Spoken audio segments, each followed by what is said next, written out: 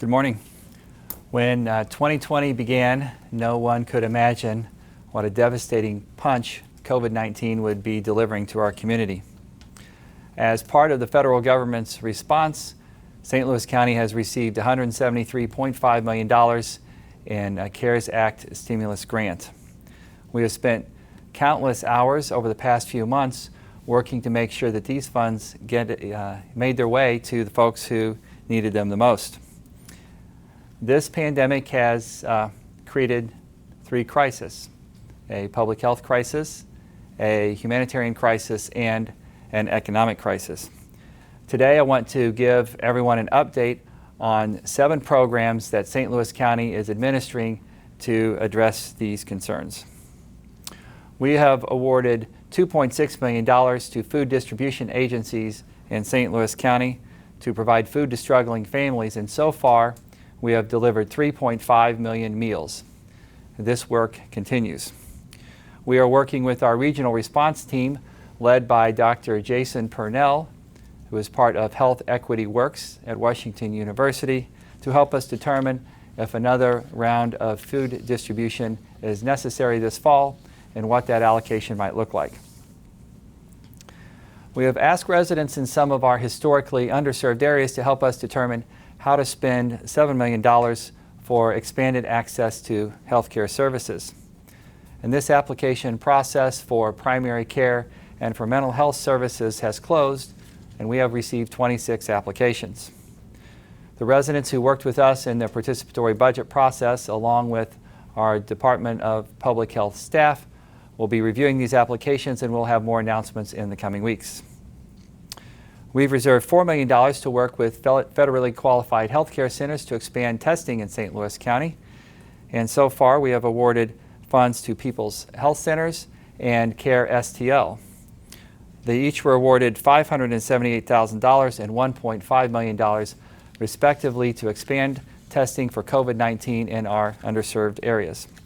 We'll have more to announce on expanded access to testing on Monday. We've dedicated $5.9 million to child care relief programs. These funds are designated to help our child care businesses who have been impacted through closures with COVID-19. These funds can be used for PPE, for cleaning, or for any structural changes necessary to prepare for social distancing and reconfiguring spaces. About $1.8 million has been awarded so far in the first round of these applications. As part of our humanitarian response, St. Louis County has committed $1 million of CARES Act funding to go to domestic violence programs and shelters. We have 13 applications under review, and we'll have more to announce for this program soon. And as I mentioned last week, we have allocated $4 million for hotspots and Chromebooks for any St. Louis County student who needs assistance with technology to make sure that they can participate in virtual learning this fall. The deadline for schools to apply to the Digital Inequity Initiative, which is processed through our St. Louis County Library program, was Monday, and 22 of our public school systems and 24 private schools have submitted funds and submitted applications for these resources. We know that to get our economy going again, we need to keep our small businesses open. St. Louis County has dedicated $19 million in small business relief grants.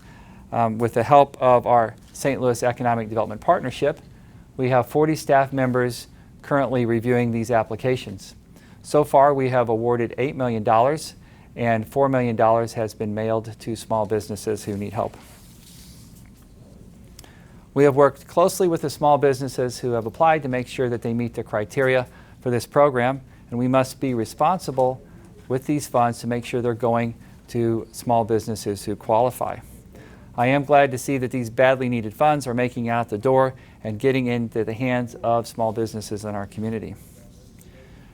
Transparency portal is available at stlcorona.com to review where these funds have been spent, to review what's been committed, and also what's been budgeted for the rest of the year. And you can also follow along the County Council's Oversight Committee hearings on Tuesday mornings at 10 a.m.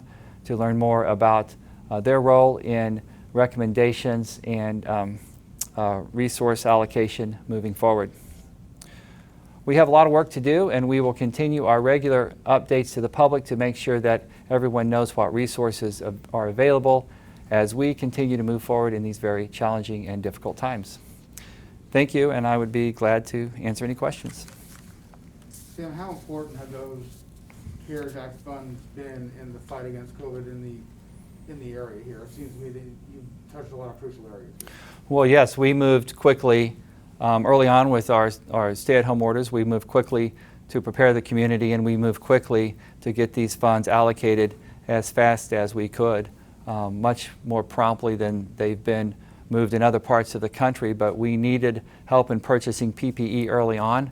As you remember, we would make orders for PPE and they would be canceled by some vendors, and then we would get an offer to reorder from the same vendor at 2 or 5 or 10 times our original purchase price. And it was very difficult early on to get these resources here in our community.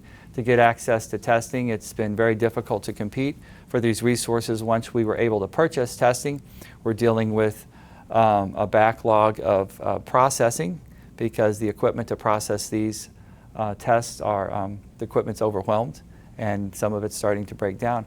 But we need these funds in our community. These funds will help us a lot in all three of our crises, our public health crisis and testing and getting resources and expanded health care in our community, and the humanitarian response and rental assistance to keep people in their homes during these difficult times when a lot of people are off work, to help with these food distribution programs, which are very important. And then I think the small business relief program is a big deal, and I'm glad to see those funds are making it into the hands of people who need help. Is there a particular part of these funds, of those 70 named off, that you rank as probably the most important right now? Well, you know, primarily our public health response is critical. Everything starts there. We have to get this virus under control as it risks overwhelming our health systems, and getting a good testing environment, getting a strong and vibrant contact tracing, getting folks to wear masks and follow our social distancing guidelines really is the key to keeping our businesses open and getting kids back into a classroom learning opportunity. You may have noticed yesterday in Jefferson City there was a hearing on going back to school where you had Randall Williams and the Commissioner of Education advocating for getting kids back in class, while not particularly saying there's one size fits all. And then you had some lawmakers saying that kids should not be allowed in class until there's a vaccine for COVID-19. Are you still consistent with your advocation of virtual learning at this point, or where are you now? Yeah, I think at this point with the impact of COVID-19 in our community in particular, that I would recommend virtual learning to everyone who has that choice or that option moving forward. If we can get to a point where COVID is better controlled in our community, if the cases are declining, then I believe we can safely get back into a hybrid model. It's going to take a lot of training, and it's going to take a lot of flexibility, and it will take a lot of changes in our public schools and our independent schools. But if we get COVID managed better than it is now nationally in our community, if we get widespread adoption of masking and social distancing policies, then I believe we could get back into some hybrid model this fall. My last one is, you have a lot of families who are having to adjust their work schedules, some parents perhaps having to leave jobs because of the all virtual prominence in schools right now. How concerned are you about the economic fallout that could happen because of this? Well, this is, you know, COVID-19 is a tragedy in our community, and it touches every one of us in a different way. It touches everyone.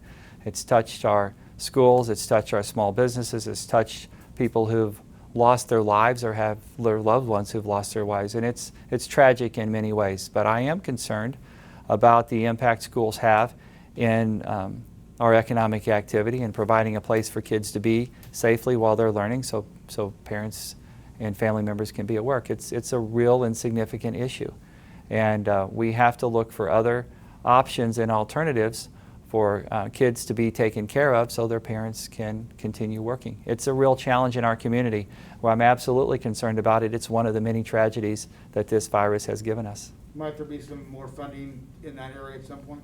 Well, we're going to continue to work with all of our community partners there. County government will not have all the answers to every complex problem, but we're certainly going to be participating in every complex problem to the extent that our funds allow, and we'll continue to do that. You mentioned this weekend was the last time for public schools to get for schools to get the money for the Chromebooks. Any concern that by waiting this late, some schools may not be able to get the Chromebooks? Is there a supply, an adequate supply of Chromebooks for schools to get, or are we going to run into a problem there? Well, most schools in our community have already provided a significant amount of technology to their students. And what we're doing is filling some of those gaps. We have somewhere around 300,000 students in our community, but many of them already have this technology. So we're filling gaps. Certainly, we can always wish that we could have been sooner to try and address complex problems in our community, but we're moving pretty quickly, and we're going to move as fast as we can to get all of our students prepared for a virtual learning environment to start off the school year wherever that's necessary and possible. And have you been in contact with the Archdiocese regarding recommendations for opening and closing schools? Seems like it might be a little bit more complex if they are in the county, the city, and various other. Yeah, the Archdiocese has been a great partner through this pandemic. We're in constant communication with the Archbishop and their leadership in public schools, are in constant communication with our Department of Public Health. We have a great working relationship. We'll continue to provide feedback on their policies and their planning and their procedures. And finally, with the lack of the stimulus checks coming from Washington and the cut in the unemployment, are you concerned at all that we may not have seen the worst yet economically from this disaster? Yeah, we definitely need our federally elected officials to come together and find a compromise to address continued economic impact on our country. The unemployment needs to be continued. We all understand that it needs to be continued. The argument right now in Washington is what that number looks like. We also need more relief for our local governments. We know we need more relief for our municipalities. St. Louis County is going to try and help in that regard, but we still have some issues to address moving forward. We do not have control of this virus in our country, so there are still a lot of needs remaining, and I do hope that they can come together. I remain optimistic that they will over the next week or two. Other questions? Doug, you have anything? Okay, thank you everyone.